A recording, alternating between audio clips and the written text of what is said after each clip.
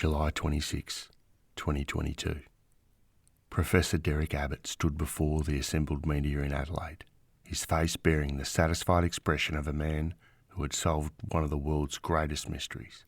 After 13 years of painstaking investigation, he was ready to reveal the identity of Australia's most famous unknown victim. "We've solved the case," Abbott declared with scientific precision. "The Somerton Man is Carl Charles Webb." The room buzzed with excitement. International headlines would soon trumpet the breakthrough. Australia's 74-year cold case finally solved. DNA technology had apparently succeeded where decades of traditional detective work had failed. The man found on Somerton Beach on December 1st, 1948, with his mysterious coded message, his unidentifiable clothing, and his connection to a woman known only as Jestin, finally had a name. But as reporters filed their stories and the initial excitement faded, something curious happened. The official authorities, who should have been celebrating this breakthrough, remained conspicuously silent. South Australia Police, who had conducted their own DNA analysis on the exhumed remains, offered only that they were cautiously optimistic about the identification. 3 years later, that caution has hardened into something approaching scepticism. No official confirmation has ever been issued. The case files remain sealed, and what was supposed to be the triumphant conclusion to one of Australia's greatest mysteries has instead opened a new chapter filled with even more perplexing questions. Had Carl Webb really been identified? And even if it was Carl Webb, why had solving the mystery of his identity only made everything else even more mysterious than ever? Welcome to Struth, a podcast where we examine Australia's most bewildering mysteries, particularly those where the solutions seem to create more questions than answers. And today's story? Well, it's about how modern science can give us a name while leaving us more baffled about everything else. I'm your host, and today we're diving into the latest chapter of Australia's most enduring mystery, the Somerton Man. This isn't the story of how the case was solved in 2022. This is the story of how that supposed solution has made the mystery deeper, stranger, and more unsettling than ever before. The tale begins with one of the most bizarre death scenes in criminal history, leads through a labyrinth of codes and secret loves, and ends with scientific identification that somehow makes less sense than when the victim was completely unknown. It's a reminder that in the realm of cold cases, getting the answer you've been seeking for decades doesn't necessarily mean you'll understand what that answer really means. To understand why the 2022 identification has proven so controversial, we first need to revisit the extraordinary circumstances that made the Somerton Man Australia's most famous cold case. A puzzle so intricate and bizarre that it seemed to belong more in the realm of spy fiction than suburban Adelaide.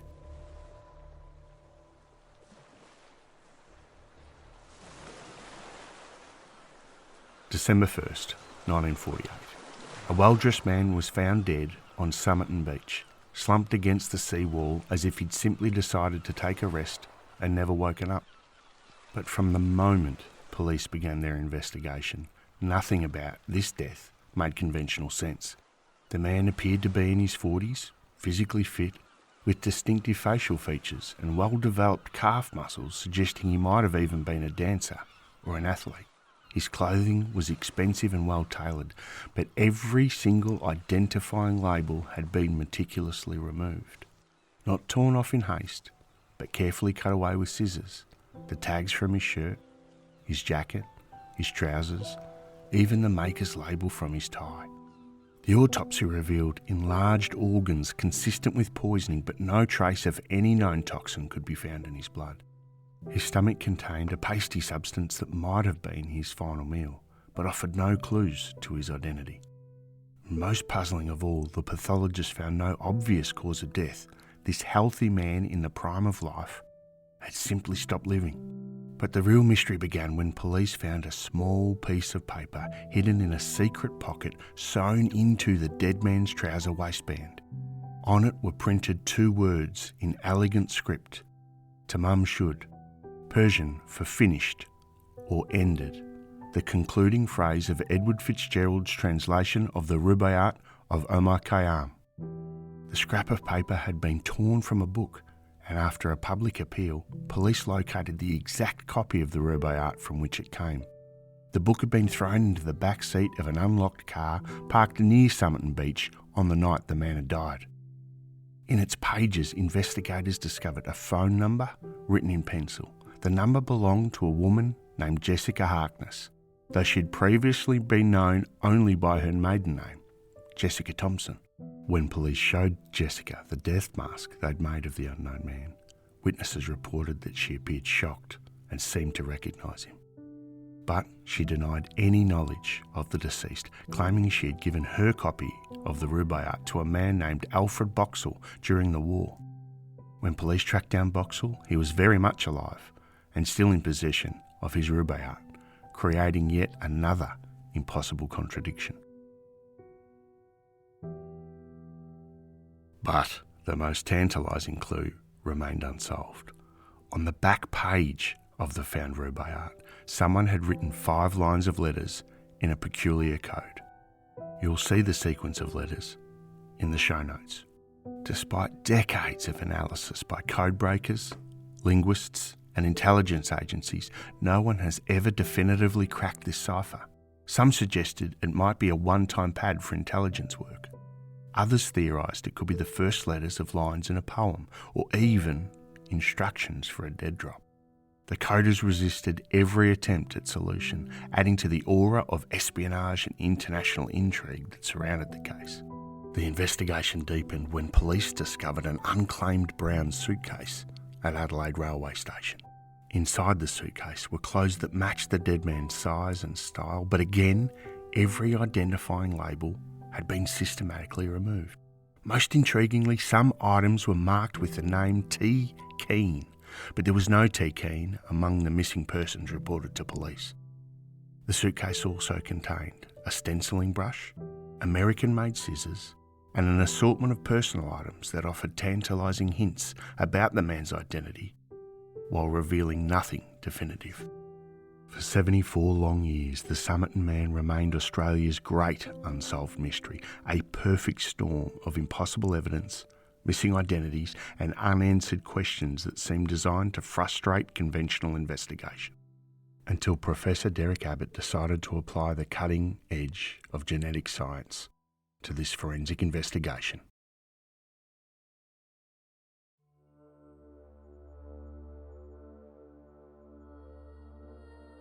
Abbott's journey to identify the Somerton Man began in 2009, not with scientific ambition, but with personal curiosity. As an electrical engineering professor at the University of Adelaide, he found himself fascinated by the mathematical aspects of the unsolved code and the logical puzzles surrounding the case. What started as academic interest evolved into obsession.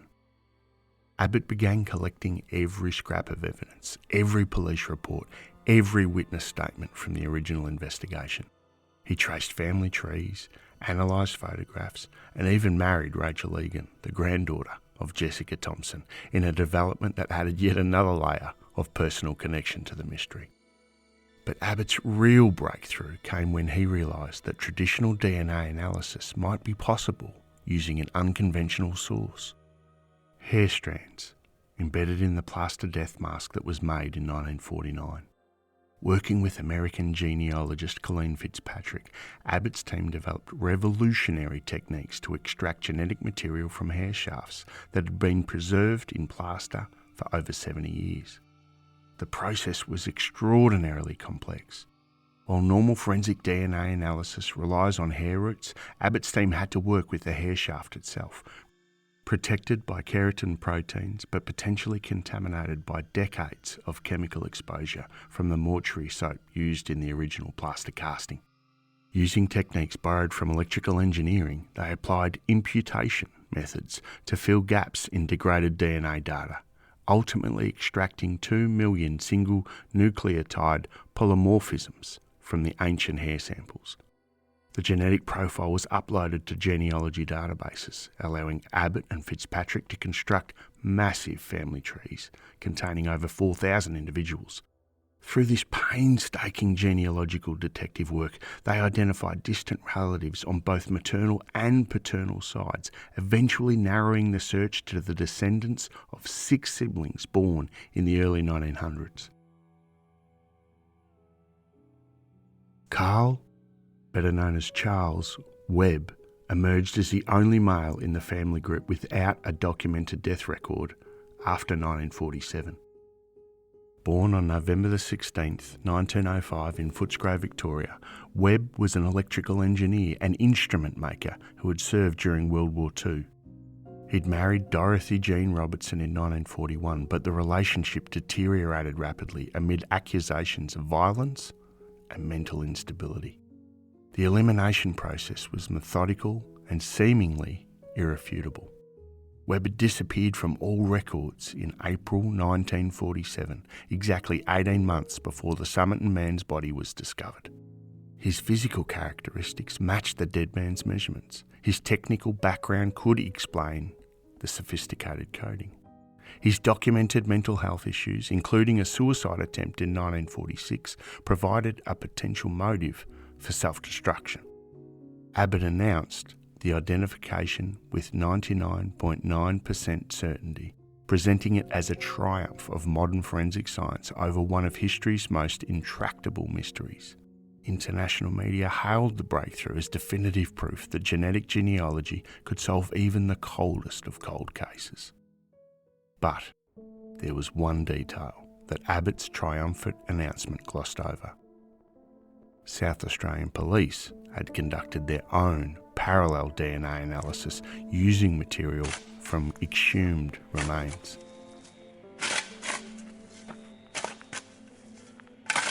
And their findings remain classified. Despite completing their investigation in December 2023, authorities have never confirmed Abbott's identification. The silence from official channels has grown more conspicuous with each passing month, suggesting that the scientific certainty Abbott claimed might not be as solid as it initially appeared.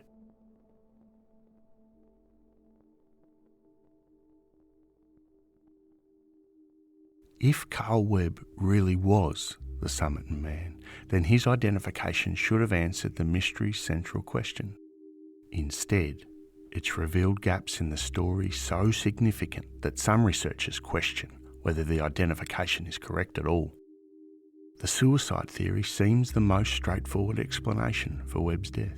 His documented mental health struggles, previous suicide attempt, and the cascade of family deaths in the 1940s paint a picture of a man spiralling toward self-destruction. Abbott suggests Webb may have poisoned himself with digitalis or another exotic toxin that wouldn't have been detectable in 1948, then travelled to Adelaide to die anonymously on a beach far from his Melbourne home. But this theory immediately encounters problems. If Webb intended to commit suicide, why remove all identifying labels from his clothing? Why sew a small piece of paper containing the mysterious words "Tamam Shud" into your trouser waistband? Why create an elaborate coded message in the book that you tore that small piece of paper from? Why dump that book blatantly in a car for someone to find? And why involve an apparently innocent woman like Jessica Thompson by placing her phone number in the abandoned book? These actions suggest planning and purpose that seems so inconsistent with a simple suicide.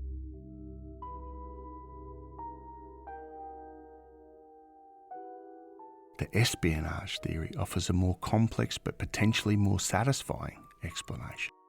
Webb's death occurred during the height of Cold War tensions, just months after the Berlin blockade and as fears of communist infiltration gripped Western intelligence agencies.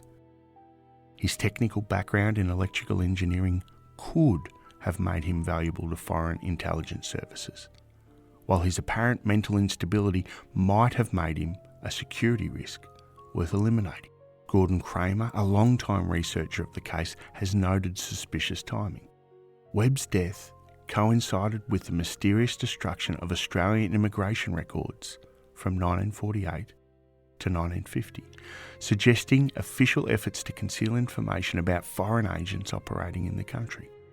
The sophisticated nature of the code, the precise removal of identifying materials, and the international connections suggested by the Persian poetry all point toward intelligence work rather than personal despair.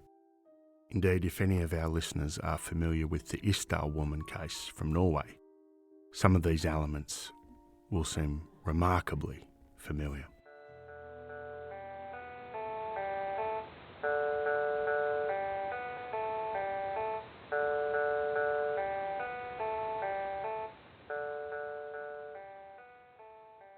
The systematic removal of clothing labels has long been presented as one of the strongest pieces of evidence for espionage involvement. And it certainly could be. Professional intelligence operatives are trained to eliminate identifying markers that could compromise their operations or reveal their origins. I think there's another explanation, and that is to do with sensory processing disorder. For anyone who knows someone with sensory processing disorder, and there's a fair number of people in society that struggle with this on a daily basis, they'll know that removal of clothing tags is a pretty common thing. In fact, it's one of the most common manifestations of SPD, absolute compulsion to remove clothing tags. So what makes me think this might apply to the Somerton Man? The tags weren't just removed from the clothes he was wearing when he died. They were also systematically removed from the items in the suitcase. This pattern suggests habitual behaviour rather than operational security for a very specific mission. And consider this, if Webb was so concerned about identifying features that he removed tags from clothing sitting in a suitcase, why on earth would he leave items clearly marked with T. Keen in that same suitcase, his brother-in-law? If this was about eliminating identification, surely those names would have been the first things to go, yet they remained visible and traceable. If I could ask one question of Dorothy Webb before she died, it would be this: did your husband always remove clothing tags in this manner? The answer to that simple question would dramatically shift how we interpret this evidence. If she said yes, it was a lifelong habit that drove her mad when she tried to do the laundry, then the removed tag tells us nothing about espionage and everything about Webb's personal sensory experience. But if she said no, he never did that before, then the systematic tag removal becomes profoundly more sinister. It would suggest that, indeed, if it was Webb who was the Somerton Man, that this behaviour began specifically during his missing 18 months. This would support the theory that he received intelligence training or became involved in activities requiring operational security. But without that answer, we're left interpreting the removed tags through the lens of our existing theories rather than letting the evidence guide us to conclusions. It's a small detail, but it illustrates how much we still don't know about the most basic aspects of Carl Webb's life and habits.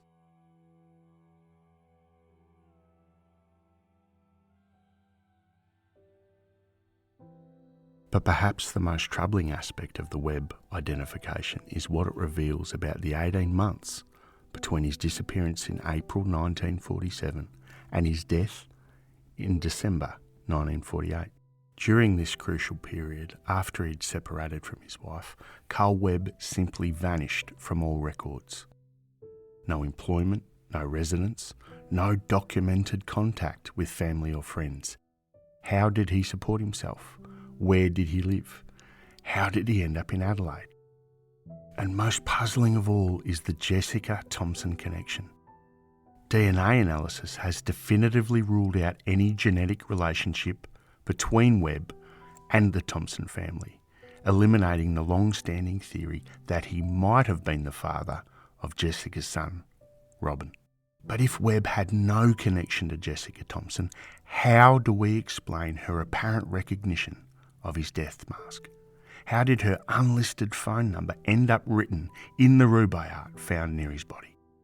The exact copy of the book where the torn piece of paper ended up sewn into his trouser waistband. The failure of Webb's family to recognise him when his photographs were published across Australia in 1948 and 1949 presents a troubling puzzle. Webb had multiple living siblings in Melbourne when police conducted extensive publicity campaigns seeking identification. His sister Frida was even married to a Thomas Keane, and clothing marked T. Keane was found in the abandoned suitcase. This was well publicised, and yet none of them ever contacted authorities. But to be fair, the 1948 media landscape was vastly different from today's information environment.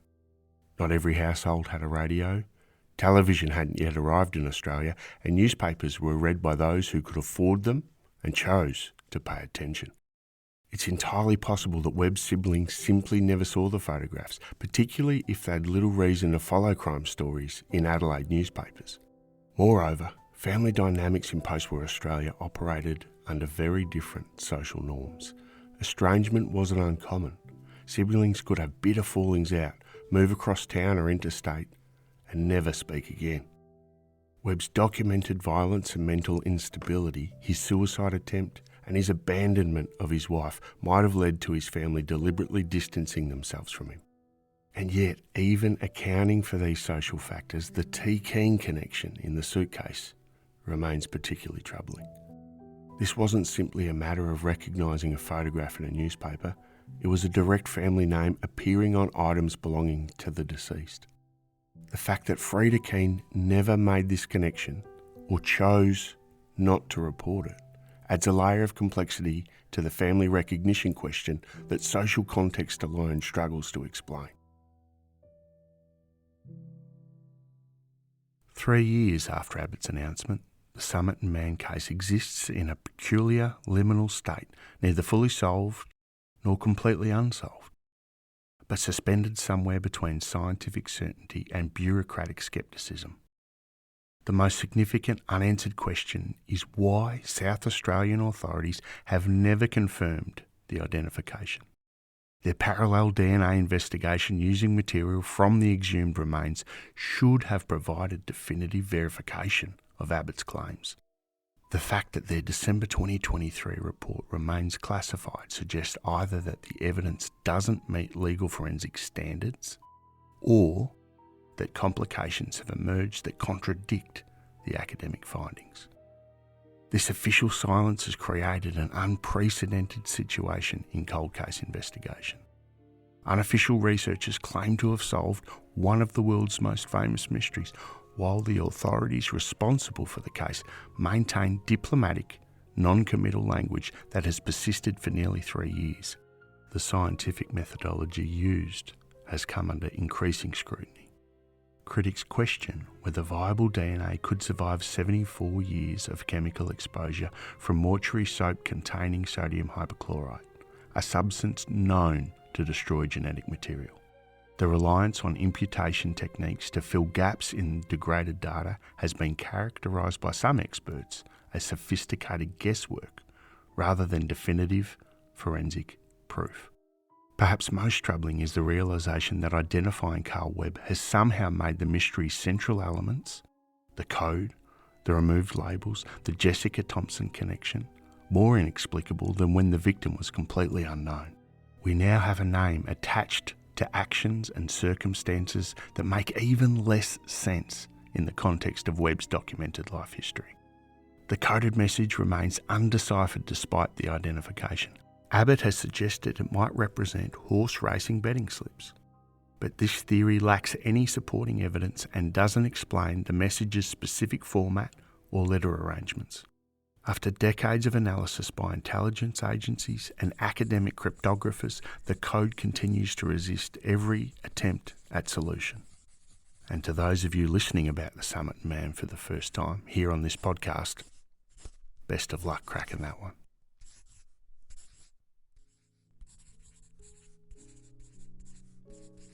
Today, the Somerton Man investigation exists in an extraordinary state of suspended animation. Abbott and Fitzpatrick continue their research, confident in their identification and exploring theories about Webb's final months. They've discovered family photographs from the 1920s that show facial similarities to the Somerton Man. and AI-assisted facial reconstruction supports their claims. Meanwhile, South Australian authorities maintain their cryptic silence, neither confirming nor denying the identification that dominated international headlines. The bureaucratic mystery has been as compelling as the original forensic puzzle, suggesting that resolution may depend more on official politics than scientific evidence. The research community, not surprisingly, remains deeply divided. Academic supporters argue that breakthrough forensic techniques require new approaches to validation, while critics contend that extraordinary claims require extraordinary proof. Proof that hasn't been provided through traditional peer-reviewed channels. Interestingly, recent investigations have revealed that Webb's wife Dorothy eventually moved to Butte, South Australia, just 89 miles from Adelaide, and filed for divorce in 1951, citing desertion. If Webb had died in Adelaide in 1948, Dorothy was living nearby without any apparent knowledge of his fate. This geographical proximity raises yet another layer of questions about what really happened during Webb's missing 18 months. The case has become a cautionary tale about the limits of modern forensic science. While DNA analysis can provide compelling evidence about identity, it cannot necessarily explain the complex human motivations and circumstances that transform ordinary people into extraordinary mysteries.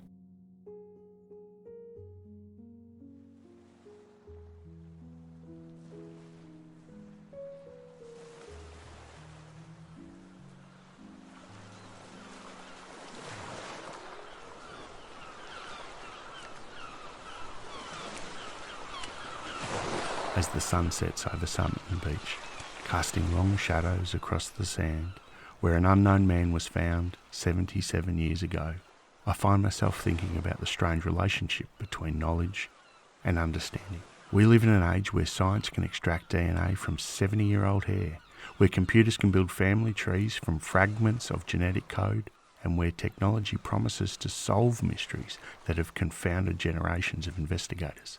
And yet, the story of Carl Webb, if indeed he was the Somerton Man, reminds us that knowing someone's name doesn't necessarily mean we understand their story. In fact, sometimes identification can make a mystery more mysterious, revealing just how much we don't know about the circumstances that transform ordinary lives into extraordinary puzzles.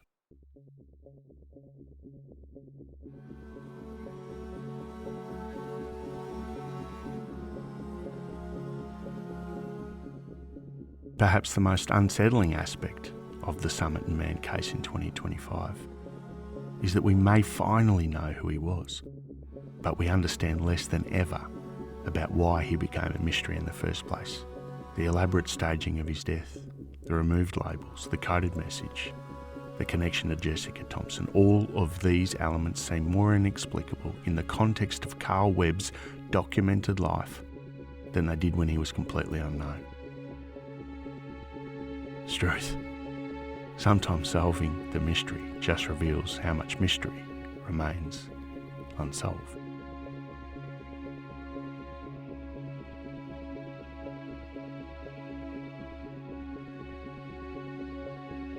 Thanks for listening to Struth. If this tale of scientific breakthroughs and bureaucratic mysteries kept you questioning what we really know about the past, follow us wherever you get your podcasts. I'd really appreciate it if you took the time to recommend the podcast to a friend, give us a rating, make a comment. These things really help independent podcasts, and I've been blown away by the support that I've received so far. So thank you to all of you that are listening in every week. Next week, we'll stay on the beaches of Adelaide and explore the chilling case of the Beaumont children. 3 siblings who vanished from an Adelaide beach in 1966, leaving behind one of Australia's most heartbreaking unsolved mysteries, and a nation that has never stopped searching for answers. But until then, remember that sometimes the answer you've been seeking for decades raises more questions than it resolves, and the most profound mysteries may be found not in what we don't know, but in what we discover we never understood at all. Stay curious, stay questioning, and I'll catch you next time.